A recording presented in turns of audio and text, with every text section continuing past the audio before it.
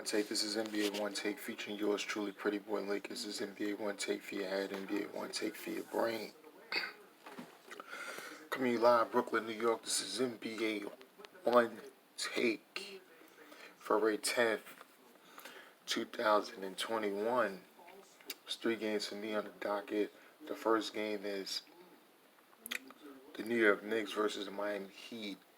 Derrick Rose' first game as a New York Knicks after coming back.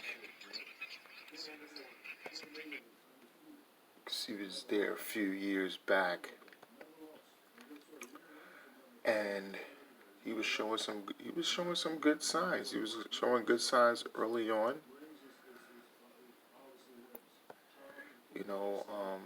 Some good passing and things. He finished with 14 points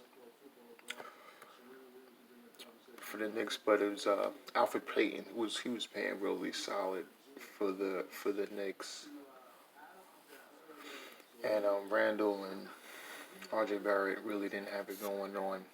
But the Miami Heat did pick up the win,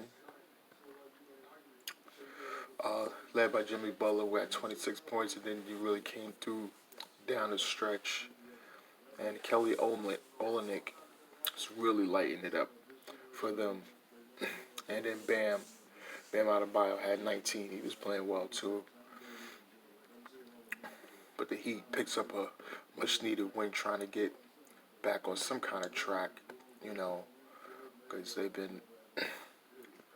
And the Knicks, like I said, Knicks been playing hard. Knicks is playing hard and playing well. But this is a tough loss for them.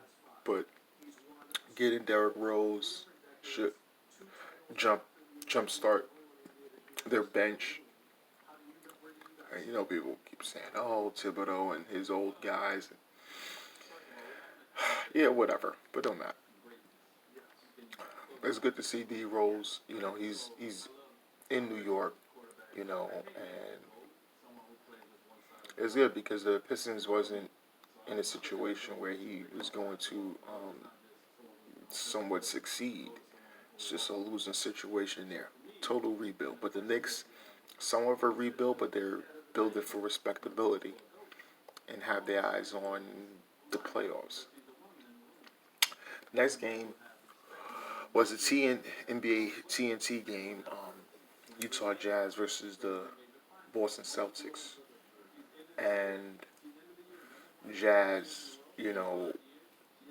get the win. Donovan Mitchell stepping up, hitting shot after shot after shot. 4-point play. He was just doing it. And he had 36 points, 9 assists. Rudy Gobert had a double-double, 18 and 12. Joe Ingles was hot from three-point range. He hit 5 threes with 24 points. And Bogdanovic, he had 16, really playing well too. And they beat the Celtics. And Celtics has not been playing well of late. They was led by Jason Tatum with 23, and Kemba Walker, he had 7 points. He was really struggling. I think it's that knee. And Jaylen Brown, he had 33. He played really solid for them. Still stepping up. Some issues with the Celtics. They throwing Kemba's name into the trade thing, but it's hard to get somebody to trade for him if he's struggling like this. This is a concern.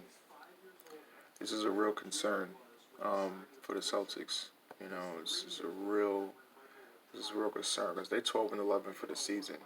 That's disappointing for a lot. And they got to see something.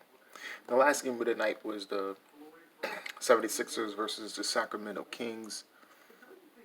Sixers get the big win against a team that was just feisty, going at them. They had to play them tough down the stretch. Joel Embiid, though, he had 25 and 17 rebounds. He's playing good. Tobias Harris was really a monster out there. He had 22. Seth Curry was hot from three with 22. Ben Simmons, he played okay, 14 and 9. It's okay, but like I said, I'm critical of what he should be doing more. But so if I get a little upset, not get upset, but I think he could do more, and he's not. De'Aaron Fox was out there balling for his team. He had 34. He had 10 assists. Buddy Hield was hot late. He had 21. And Marvin Bagley, yes, bright spot with 17. He hit a three down the stretch to try to cut it to get the win. He's been in the doghouse a little bit of late, but that's a different story about a franchise. But the Kings is hovering around that 500, thing, because like I said, though that the Pacific Division is stacked with teams, they had their eyes on the playoffs too, so gotta really look out for the Kings.